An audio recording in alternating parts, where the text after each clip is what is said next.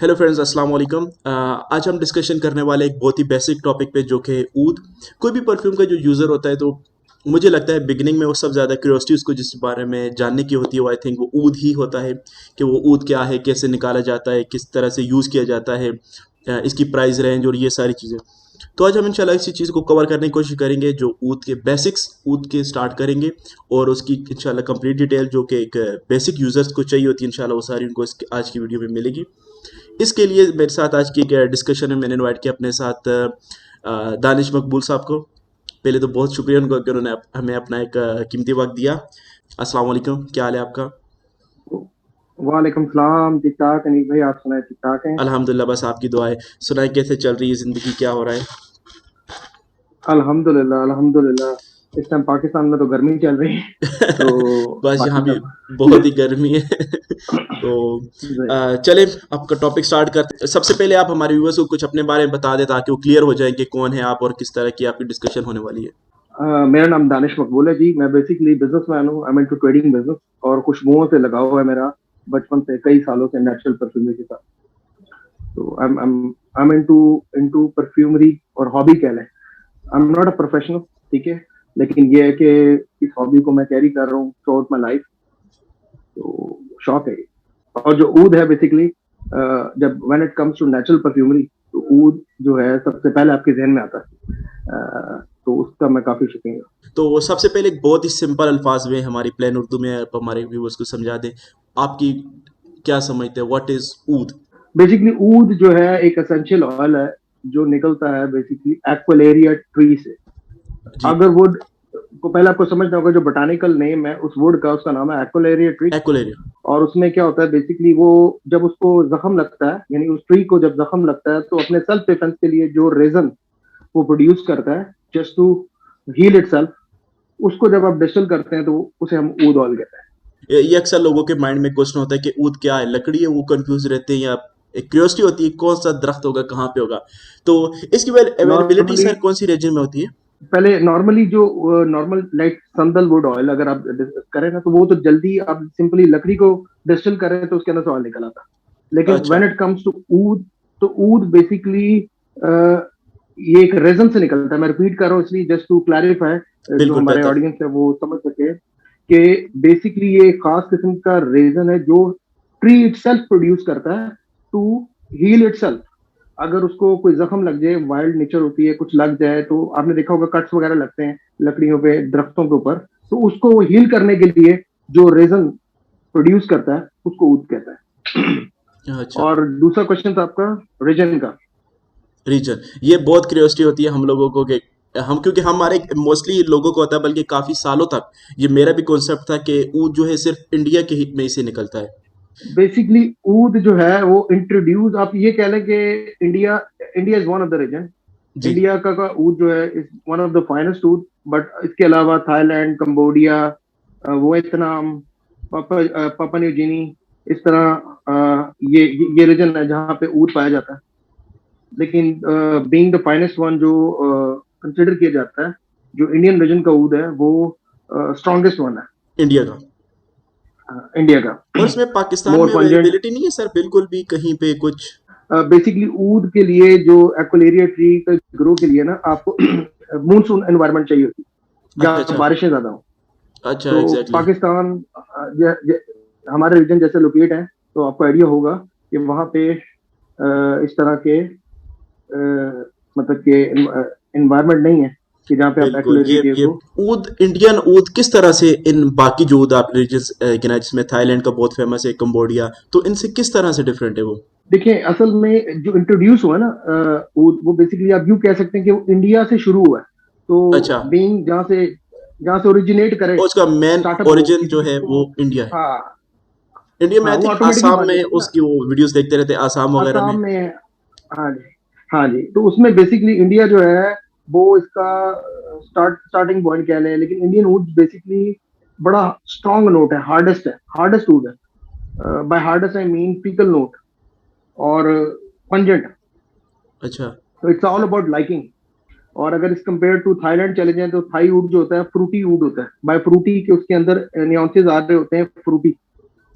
और फिर आप कंबोडिया जा रहे हैं तो कंबोडिया सेटल्ड होता है, तो इस तरह इंडियन ऊद is mostly animalic kind of, pungent kind of. इस तरह दूसरे रीजन पे चलते जाएं तो वो settle according to the environment, उसके एनवायरनमेंट पे जो डिपेंडेबल होता है। मामला चेंज होते हैं। एग्जैक्टली। तो मेन वही कि मतलब कि जो आपको प्योर है, या मतलब कह सकते हैं बेस्ट क्वालिटी की अगर आपको चाहिए तो वो इंडिया ही है। No, no, no, no. We are not talking about quality basically. We are talking about कि from where we can drive wood. ऊद जो बेसिकली ज्यादातर जिस कंट्री ने प्रोड्यूस किया है या रिप्रेजेंट किया है वो इंडिया अच्छा, वो इंडिया है। है। इंडिया के बाद आपके पास एग्जैक्टली इसके बाद आपके पास थाईलैंड आ जाता है, थाईलैंड के बाद कंबोडिया आ जाता है, और कंबोडिया के बाद वियतनाम आ जाता है, वियतनाम के बाद इस तरह के कई रीजन है जहाँ पे ऊद प्रोड्यूस होता है, और वो मतलब के बहुत अच्छे तरीके से यूज हो रहा है।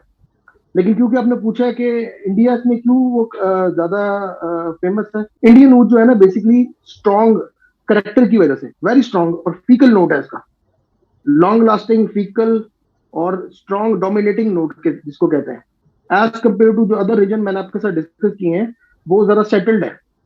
और इंडिया ने इसको पहचान दी है क्योंकि इंडिया में ऊद की सबसे ज्यादा काश्तकारी होती है, यहाँ सबसे ज्यादा वहां से ऊद एक्सपोर्ट होता है। तो इसी वजह से ज्यादातर लोग इंडिया के साथ ऊद को या अगर ऊद को जोड़ देते हैं। अच्छा, और इसको मैक्सिमम लोग हिंदी यूथ को कंबोडिया से भी कंपेयर करते हैं। तो मेरे हिसाब से तो इनका कोई कंपटीशन नहीं बनता, काफी डिफरेंट है। बेसिकली ये ऐसे ही है कि दो अलग अलग ओरिजिन की ऊद है। लाइक जी। आम अगर मैंगो लें तो हर कैटेगरी का एक अलग टेस्ट होता है। इसी तरह मैंने एग्जांपल दिया आपको फ्रूट्स में। इसी तरह जो इंडियन ऊद है बेसिकली ये जरा फीकल नोट का होता है, strong pungent note. Cambodia settled होता है। ओवरऑल ये सारे जो ऊद का बेसिक डीएनए है वो सेम है।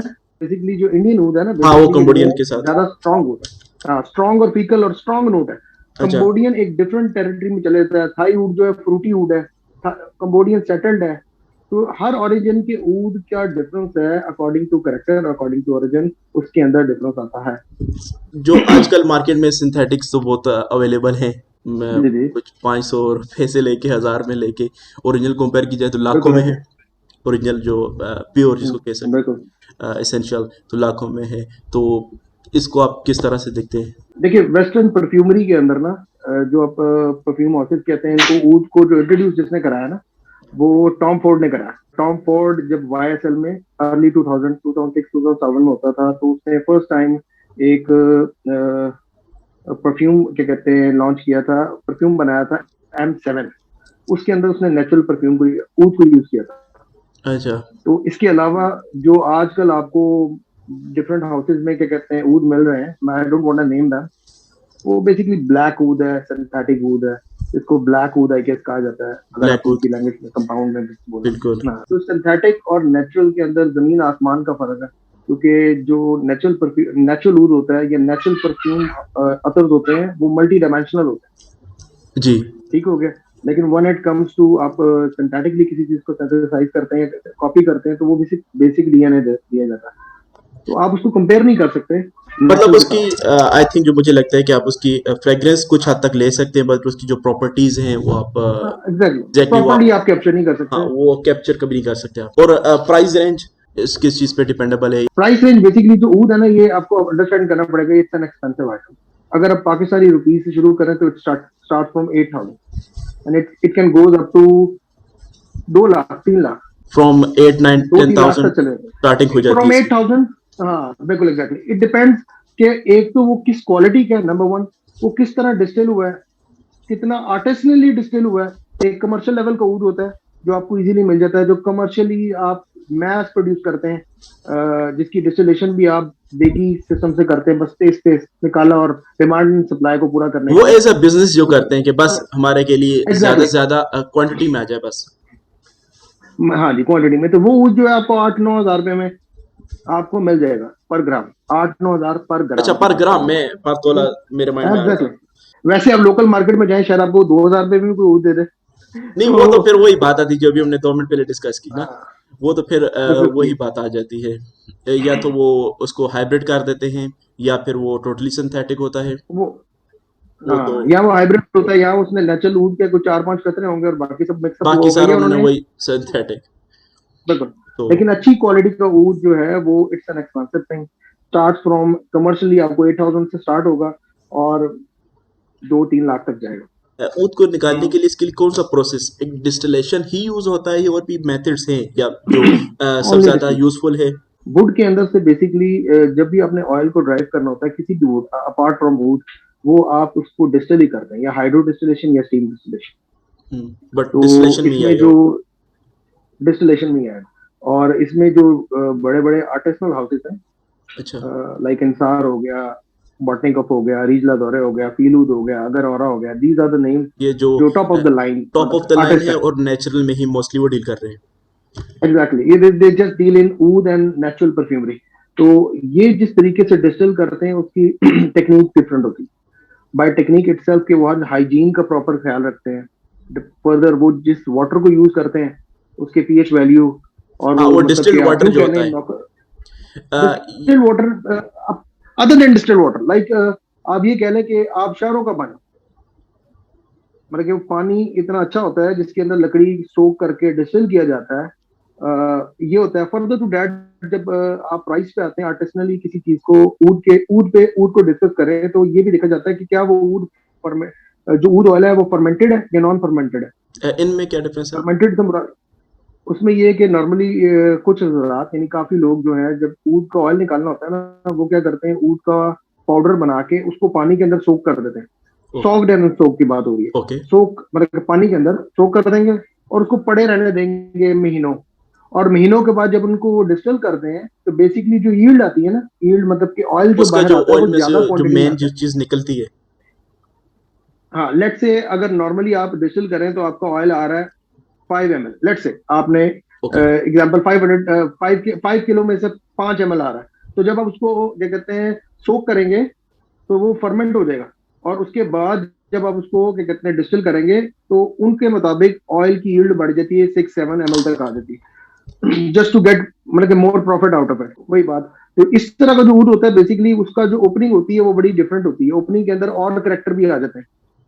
और जब ये आर्टिसनल हाउसेस को आप टारगेट करते हैं, इनसे जब आप ऊद लेते हैं ना, तो इनका ऊद जो होता है बड़े अच्छे तरीके से डिस्टिल हुआ होता है, और वो डायरेक्ट ऊद की स्मेल होती है, उसके ऊपर कोई कवर नहीं होता।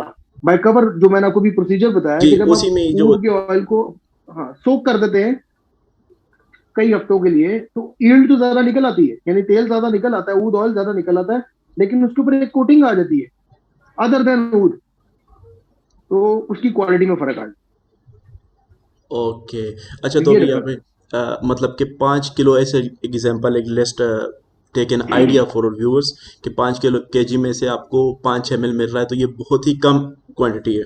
ऑब्वियसली ये मैंने आपको एक एग्जांपल दी है, बाकी क्योंकि इसमें ना ये इस तरह नहीं है कि मैसली आपको बहुत ज्यादा ऑयल निकलेगा। इसकी डिस्टिलेशन भी कई कई दिन चलती है, मतलब कि डिस्टिलेशन लगी है तो इट विल टेक टाइम, और काफी दिनों के बाद मतलब कि काफी टाइम के बाद, काफी और की डिस्टिलेशन के बाद ऑयल आप ड्राइव करते हैं, निकलता है ऑयल, और वो बहुत कम क्वांटिटी में होता है। बिल्कुल। तो फिर और आप यहाँ पे एक और इसीलिए बात मैं उसकी क्लियर प्राइस कर को दूं अपने बढ़िया व्यूअर्स लगा को कि जो ऊद का ट्रीज है वो टोटल का टोटल ऊद नहीं होता।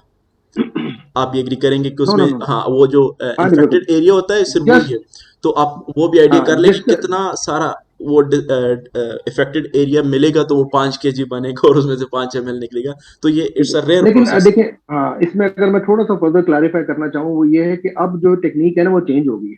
नॉर्मली जो वाइल्ड ऊद होता था, यानी वाइल्ड ऊद जो नेचुरली ऊद प्रोड्यूस होता है, नेचुरली कब होगा, जब कोई डिजास्टर आएगा या लकड़ी को किसी ना किसी किस्म का हार्म मिलेगा, नेचुरली जख्म लगेंगे। नेचुरली। अब जो आपको ऊद मिल रहा है, हाँ अब जो आपको ऊद मिल रहा है वो इस तरह है जैसे कि किसी साहब ने पूरा क्या कहते हैं एक बाग लगाया हुआ है एक्वेलेरिया ट्री का, और सिर्फ उसके बाद वो उसको फार्मिंग आर्टिफिशियली, फार्मिंग कर रहे हैं उनकी और उस time. Exactly exactly exactly farming कर रहे हैं, और उसको आर्टिफिशियली वो क्या कहते हैं हर्ड करते हैं, हर्ड करके उसके अंदर रेजन एक फार्मूला इंजेक्ट कर देते हैं, ओके। एक फार्मूला इंजेक्ट कर देते हैं, और इंजेक्शन, उस इंजेक्शन से वो जो ऊद का प्रोसीजर है वो स्टार्ट हो जाता है, या रेजोनेशन का प्रोसीजर जो है वो स्टार्ट हो जाता है। तो this is what you call जो आप फार्मिंग। तो अब आपको फार्मिंग। जो ऊद मिल रहा है वो, हाँ वो इट्स अ डिफरेंट वन। क्योंकि वाइल्ड तो आई थिंक अभी तो बहुत ही रेयर होगा कहीं पे कहीं। आई थिंक मिनिमम जीरो की समझ ले उसको। आप उसको यही कहें कि वो अब आपको नहीं मिलेगा। वही नहीं ऑब्वियसली कैसे मिलेगा। मिलेगा, जब इतनी इतनी हाँ इतनी इतनी बड़ी कंपनी इन्वॉल्व होगी ऊद ऑयल की, नहीं इवन अरब अरबी जिधर आप रहे हैं इस टाइम, बहुत ये ऊद के बहुत ज्यादा बहुत बहुत शौकीन है। शौकीन है, राइट? ये छोड़ेंगे बहुत शौकीन है, कभी नहीं छोड़ते, हाँ, कभी नहीं छोड़ते। और तो यहाँ अब पे जो हालांकि वो मिल रहा है प्राइस वो, की बहुत ज्यादा पे करते हैं, मतलब कि जो हम इंडिया पाकिस्तान की बात कर हाँ रहे जी, हैं उसके हिसाब से यहाँ पे प्राइस लोग बहुत ज्यादा पे करते हैं। बट वो ऑब्वियसली वो स्टिल ऑब्वियसली। हैप्पी है उस चीज में, क्योंकि उनको वो प्योर प्योर ऊद मिल रहा है उनको। तो बिल्कुल, ये आज से 20 साल पहले या 15-20 साल पहले जो ऊद मिल रहा था वो एक डिफरेंट क्वालिटी का था। अब जो ऊद हमें मिलता है वो फार्मिंग हुआ ऊद है। तो ये भी एक एक्सपेक्ट है, और इसीलिए उसकी प्राइस भी डाउन है। मैंने जो आपको प्राइस बताई है ये आजकल की प्राइस, कंपैरेटिवली जब पहले लोग इतने यूजर्स नहीं होते थे, बट उनकी प्राइसेस भी आई थी और उनकी क्वालिटीज बहुत आई थी। और एक चीज मैं बताना भूल गया कि जब when it comes to price, तो प्राइस ये भी डिपेंड करता है कि ऊद एक अच्छे तरीके से आर्टिस्टली डिस्टिल्ड हुआ है और कितने अरसे से रखा हुआ है। रखा हुआ का मतलब कि जो ट्रीज की एज है या फिर जो ऑयल की एज है। नॉर्मली जब आप बड़े बड़ी हाउसेज से देखते हैं तो वो कहते हैं जी 80 साल पुराना, 120 साल पुराना। अब भाई अब यू तो कैन सलमान इमेजिन कुरैशी की कि मैं बात बता रहा था। हाँ चले, let's not call the name. तो जहां तक मेरी अंडरस्टैंडिंग है, इतने पुराना ऊद आपको नहीं मिलेगा ना, कौन रखेगा? कोई कौन दादा अपने रखेगा इतना? पोते के लिए वो नहीं कितनी क्वांटिटी में होगा कि वो इतने साल से खत्म नहीं हो रहा? एग्जैक्टली। कोई टन ऑफ टन्स तो नहीं क्या डिस्टिल करके रखेगा। वो इट्स अ बिल्कुल मिलियन ऑफ डॉलर, किसी का मिलियन ऑफ मैक्सिमम डॉलर्स होगा कोई, प्रोजेक्ट आप। मतलब 2-3 किलो 4 किलो समझ लें। एग्जैक्टली, तो वो कितना होगा कि बिल्कुल। वो तो ये जो 70 बात, साल 80 साल से खत्म हाँ नहीं हो? बिल्कुल, तो जो ये बात करते हैं वो ये करते हैं कि उस एक्वेलेरिया ट्री की एज क्या है, वो कितना पुराना ट्री है। I hope you getting it. मतलब कि एक दरख्त है एग्जैक्टली। जिसकी उम्र 50, 60, 70 साल है, तो बेसिकली इनका मतलब होता है उस दरख्त की एज। लेकिन ड्यू टू मार्केटिंग टर्मिनोलॉजी हम लोग ये समझते हैं कि भाई 80 साल पुराना ऑयल है। It's not possible. Not possible. Normal वो एज, सारी क्या कहते हैं, गिमिक है। नॉर्मल एज तो आई थिंक ऊद की कुछ 10 साल भी आई थिंक नहीं होती। हाँ हाँ, हाँ जी बिल्कुल। आई थिंक मैं नहीं आई होती। थिंक 5 to 6 years, 5-6 साल से ऊपर जो होता है फिर आप उसके अंदर से मतलब कि उसके ये निकाल सकते प्रोसेस हैं। शुरू होता हाँ तो अभी देख लें, है। अभी हाँ जी, 80 साल भी बहुत ज्यादा है। 80 साल, 80 साल पूरी पॉसिबल जिंदगी नहीं है ना। ये पॉसिबल बस, नहीं है। हाँ बल्कि पॉसिबल नहीं है। 60 साल अगर आपकी एवरेज एज है। एवरेज एज, बल्कि अगर इस तरह से कंपेयर किया जाए कि मतलब 5 साल के बाद रेडी हो जाता है, तो हम जितनी बेसब्री कौम है वो 80 साल उसका कौन वेट करेगा? 5 में रेडी है तो सर ठीक आप है, चलो यकीन उसको। करें, मैं तो खस नहीं छोड़ता। वही ना। एग्जैक्टली आप खस जो है आपकी, वेटेवर जिसे आप कहते हैं, मैं उसको नहीं छोड़ता। तो वो तो हम कहाँ छोड़ेंगे वही इतने सालों के एग्जैक्टली। लिए? वो एक गिमिक है बेसिकली।